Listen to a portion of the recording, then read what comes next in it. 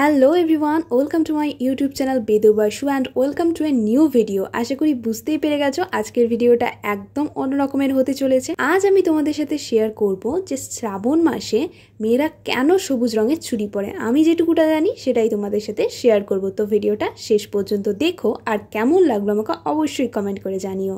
তো চলো ভিডিওটা শুরু করা যাক। শ্রাবণ মাস হলো শিব বাবার মাস।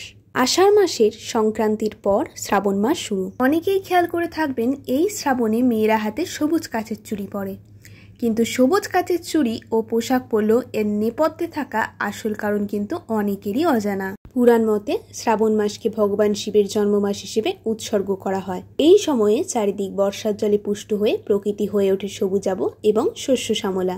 আমরা সকলেই জানি মহাদেব শঙ্করের আরেক নাম পশুপতি।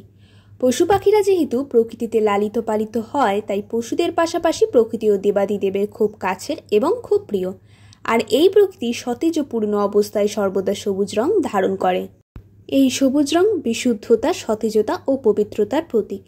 তাই আরাধ্য আশুতোষকে অর্থাৎ ভগবান শিবকে প্রসন্ন ও তুষ্ট করতে এবং কাঙ্ক্ষিত ফলের আশা না করে স্বামী, সন্তান ও পরিবারের মঙ্গলের চেয়ে সবুজ বর্ণের কাচের চুড়ি ও পোশাক পরিধান করেন মেয়েরা।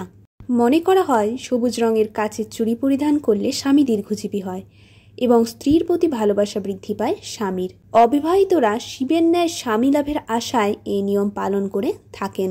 সবুজ বর্ণ প্রচুর মাত্রায় জীবের মধ্যে পজিটিভ অর্থাৎ ধনাত্মক বা ইতিবাচক এনার্জির প্রতিফলন ঘটাতে সাহায্য করে, এমনটাই মনে করেন বাস্তু বিশেষজ্ঞরা অর্থাৎ অ্যাস্ট্রোলজাররা।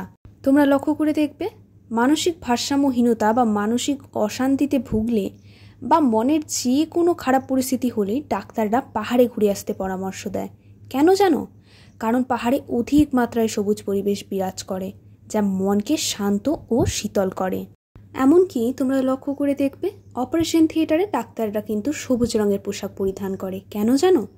কারণ মনকে শান্ত রাখতে এবং কাজটা যাতে সুসম্পন্ন হয় তার জন্য, পজিটিভ শক্তি সঞ্চালনের জন্য।